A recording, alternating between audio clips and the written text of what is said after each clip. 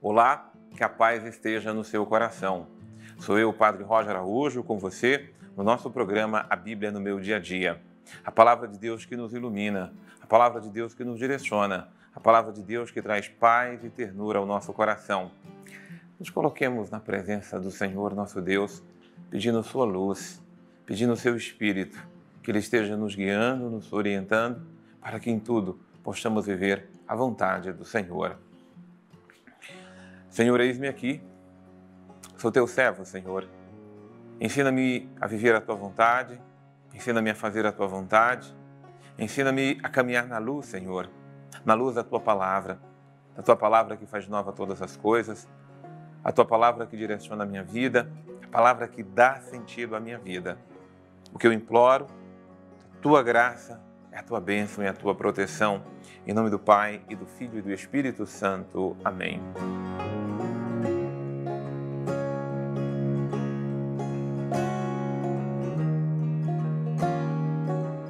Que bênção, meus irmãos, é a palavra de Deus direcionando o nosso coração. Que bênção é a palavra de Deus que traz paz. Que bênção é a palavra de Deus que nos corrige, que nos ilumina e que nos direciona. Então, eu quero convidar você a abrir sua Bíblia na segunda carta de Paulo aos Tessalonicenses, no capítulo 2. Os versículos é de 1 a 17, mas corresponde a todo o capítulo 2. Então, segunda Tessalonicenses, o capítulo de número 2, será o tema da nossa meditação no dia de hoje.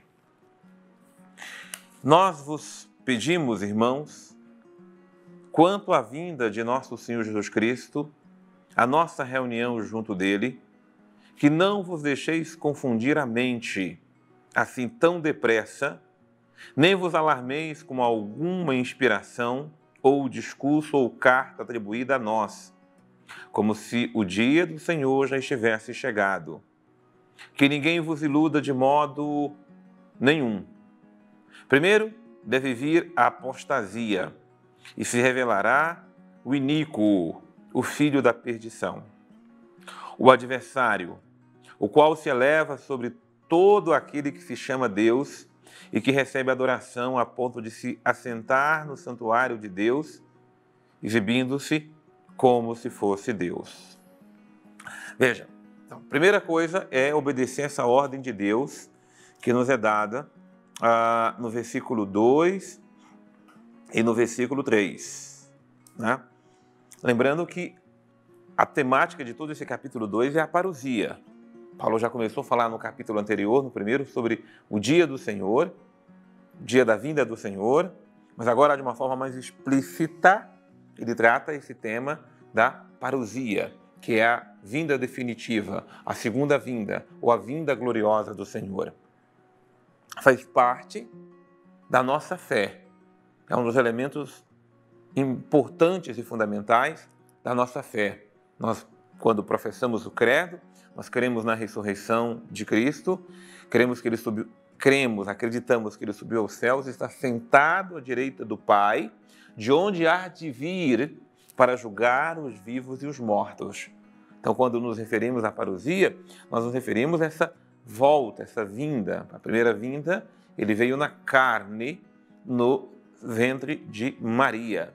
Agora Ele virá uma segunda e definitivamente ao meio de nós para a instauração plena do reino de Deus.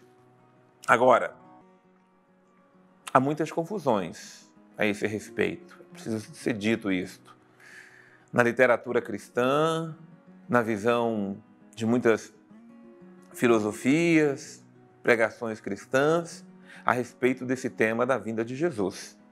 Há quem marca data, há quem faz previsões, há quem queira definir, mas uma certeza nós precisamos ter. Essa certeza é que o Senhor virá. Agora, ninguém pode determinar. Ninguém pode dizer que dia o Senhor virá. Isso é muito claro em toda a palavra de Deus, isso é muito claro nosso Senhor Jesus Cristo lá no sermão escatológico de Mateus 24, quanto a esse dia, essa hora, ninguém sabe. Esse dia está reservado ao Pai. Tá? no início dos Atos dos Apóstolos. Enfim, a palavra de Deus acerca disso é muito clara. Agora, é verdade que a vinda do Senhor é sempre iminente? Sempre. Ora, essa carta de Paulo, ela tem mais de 2.000 anos. Para Paulo, a vinda do Senhor é uma coisa que era breve, porque a vida humana é breve. Então, para todos nós, a vinda do Senhor será sempre breve. Por quê? Porque nós estamos já caminhando ao encontro definitivo de Deus. Então, toda geração deve esperar com feliz expectativa a vinda do Senhor. Não com alarde, não com desespero, não criando fantasias, não deixando se levar por ficção, né? Não deixando se levar por teorias, seja teorias de conspiração, seja teorias alienantes, seja teorias apocalípticas. Não podemos nos deixar levar por isso. Devemos nos deixar se levar pela palavra de Deus e por uma firme confiança em Deus. Quem vive uma vida cristã, honesta, justa, digna e obedece aos mandamentos do Senhor, o dia do Senhor não gera pânico nem confusão. O dia do Senhor gera alegria no coração, o dia que o Senhor vier.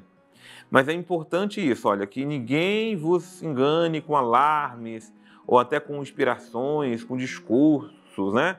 Ou até cartas que sejam atribuídas a Deus, aos santos, no caso aqui aos apóstolos. Então, alguns dizendo, o dia do Senhor chegou ou está chegando. Que está chegando a gente sabe, você não pode querer um alarme e dizer, olha, é daqui um mês, é no ano tal. Vocês já fizeram isso no meio católico, fora do mundo católico, no meio cristão, fora do mundo cristão. É um tema que está sempre recorrente, né? Na iminência do ano 2000 e tantas profecias, datas foram colocadas. Ignoremos tudo isso e vivamos de uma forma sóbria, alegre, na expectativa do Senhor que virá. Que ninguém vos iluda, que não sejamos iludidos de forma alguma. Agora, Paulo traz um elemento fundamental que o próprio catecismo da igreja, quando trata desse tema, faz referência a isto. Antes da vinda do Senhor, virá o anticristo. Agora, o anticristo, que aqui é chamado de adversário, esse tema anticristo vai ser mais recorrente no livro do Apocalipse, mas aqui o texto da Bíblia da CNBI usa a expressão o adversário, o qual se eleva sobre todo aquele que se chama Deus e que recebe adoração a ponto de se assentar no santuário de Deus, exibindo-se como fosse Deus, né? Então, o cuidado para não deixar se enganar. Durante todas as épocas da história humana, houve aqueles que se assentaram no trono do governo, seja no trono como imperadores, e eles realmente eram tidos como deuses, né? O título que se atribuía, por exemplo, a César, César era um deus para os romanos, né? E assim foram muitos imperadores, e assim muitas vezes se ha visto muitos governantes, quando são atribuídos a essas pessoas títulos divinos. E elas são veneradas, muitas vezes adoradas, exaltadas, como se assim o fossem, né? Então, e muitas vezes são figuras nefastas. Você olha para o exemplo do que foi Nero, você olha para o exemplo do que foi Hitler, por exemplo. Foram figuras que foram idolatradas, cultuadas como se fossem Deus. Então, o que Paulo está advertindo a comunidade tessalônica, está nos advertindo também, é para termos cuidados. Antes da vinda do Senhor, virão muitos, né, que até se revestirão de uma certa bondade, como unificadores, como pacificadores, como aqueles que satisfarão as nossas necessidades intelectuais, morais, as necessidades, inclusive, econômicas. Cuidado, não nos deixemos nos iludir por ídolos, por pessoas humanas, a qual muitas vezes são prestado culto. Acaso não vos lembrais de que eu já vos dizia essas coisas quando ainda estava entre vós? E sabeis o que atualmente retém o adversário, a fim de que seja revelado somente no tempo oportuno? Pois o mistério da iniquidade já está em ação. Falta somente ser afastado aquele que até agora o retém. Então, outro tema recorrente, por favor, marque na sua Bíblia, isso é um princípio eterno, que nos fala sobre o mistério da iniquidade. E é um tema muito importante, mas ao mesmo tempo um tema muito duro de ser compreendido, porque a iniquidade é o mistério da maldade. Há uma maldade que age no mundo, há uma maldade que pervade o mundo, há maldade, inclusive, que age no meio religioso. É um mistério da iniquidade. Ele gera perversidade, mentiras, enganos, ilusões.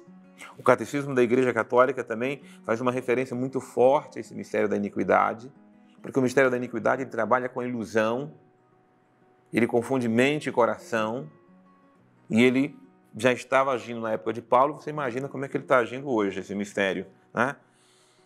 Só a vinda do Senhor para puni-lo, afastá-lo definitivamente do meio de nós. O Senhor está no meio de nós, que Ele nos preserve deste mal, ou desses males que o mistério da iniquidade faz acontecer no meio de nós. Quando diz mistério, é porque a força do mal ela está solta.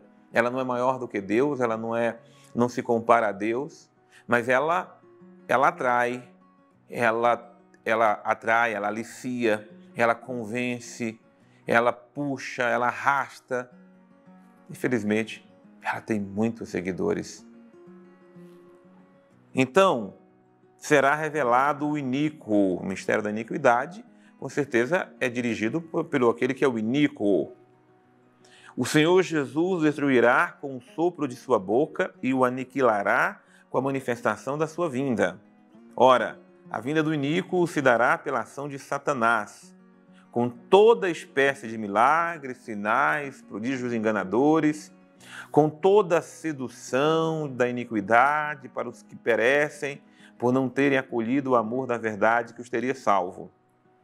Por isso Deus lhe envia uma força que os extravia para que creiam na mentira, de modo que sejam condenados todos aqueles que não creram na verdade, mas tiveram prazer na iniquidade. Há quem tem prazer no mal, há quem tem prazer na prática do mal, há quem tem prazer no ódio, na vingança, há quem tem prazer em divulgar e fazer o mal. Peçamos que Deus nos liberte de tamanha perversidade. Muito bem, vamos trazer conosco aqui o nosso querido Padre Antônio Xavier. Estamos estudando hoje o segundo capítulo da 2ª Tessalonicenses. E aqui existe uma sessão específica dedicada à parousia. A parousia. Bem, não quero me deter demais aos detalhes específicos do cristianismo, mas de onde é que vem esta palavra? Até porque eu já escutei pessoas dizendo até o dom de parousia, coisas assim, e a gente precisa saber posicionar bem essas coisas, né? Parousia em si é uma visita gloriosa. Isso já existia, essa palavra, mesmo antes do tempo de Jesus. Quando um rei ele ia visitar um determinado lugar, sempre um rei grego, né? Porque a língua é grega, ia visitar um determinado local, então se avisava antes quando ele viria e como ele viria, para que as pessoas ali pudessem se preparar e recebê-lo bem, porque ele trazia sempre boas notícias. E essas boas notícias que ele trazia eram sempre vantagens também para aquelas pessoas. No caso de Roma, quando o imperador visitava, realizava uma parousia, assim, uma visita a um determinado lugar, ele levava consigo também, às vezes, uma concessão de todos nascidos naquele ano seriam cidadãos romanos, outras coisas de maneira mais acessível. Essa palavra entrou rapidamente no cristianismo para falar da segunda vinda de Jesus, que ele só diz a vinda do Filho do Homem, ele não usa a palavra parousia. Foi a igreja primitiva que passou a usar. Então, parousia não é dom, parousia é um evento, parousia é a chegada gloriosa de nosso Senhor. E aqui, dentro da 2ª Tessalonicenses, Paulo faz questão de posicionar duas coisas importantes. Assim, a impossibilidade de saber quando a coisa vai se realizar, mas ao mesmo tempo a possibilidade de entender o que vai acontecer a partir disso. E fala inclusive das perseguições, das dificuldades, aqueles que se lançam contra tudo que é próprio de nosso Senhor, que quando ele vier, com o sopro da sua boca, colocará um fim ao mal. Isso aqui é exatamente o ponto importante dessa carta, a esperança de entender que o mal que hoje é capaz, inclusive, de nos vencer, perderá para nosso Senhor, porque Jesus não pode perder nunca, ele sempre vence.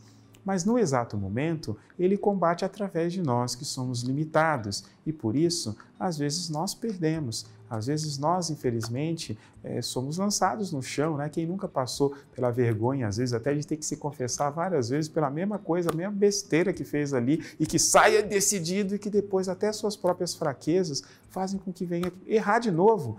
A vontade não muda, mas vai colecionando também falhas e quedas ali, e tudo isso um dia será destruído por nosso Senhor. Não a gente, mas essa tendência, essa certa esquizofrenia que existe na gente, que embora desejamos sempre o bem, a gente aqui e ali acaba tendo um desejozinho de fazer concessões ao mal. E isso é o que Jesus vai aniquilar. E junto com isso, vai de vez o tentador e todo o mal, como vai ser mostrado no livro do Apocalipse de maneira bem mais clara no capítulo 21 e 22. Senhor, que a Tua palavra nos preserve do mal. Senhor, que a Tua palavra nos preserve do maligno. Senhor, que a Tua palavra nos preserve do mistério da iniquidade, que age com tanta força no meio da humanidade, da sociedade onde nós estamos. Preserve-nos do mal, guarde-nos do mal, Senhor. Preserve-nos do maligno, pelo poder da Tua palavra. Dai-nos viver a santidade, Senhor, como antídoto para combater o mal e a iniquidade do mundo onde nós estamos. Dai-nos viver uma vida justa e íntegra na Tua presença, Senhor, para sermos Teus servos, Teus seguidores. Que a Tua bênção esteja sobre nós e nos guarde e nos preserve de todo o mal, em nome do Pai, e do Filho e do Espírito Santo. Amém. Muita paz de Deus no seu coração, muita paz de Deus iluminando a sua mente e a sua alma. Que Deus vos preserve de todo mal. Sigamos firmes na palavra do Senhor. Eu te aguardo no nosso próximo programa, A Bíblia no Meu Dia a Dia.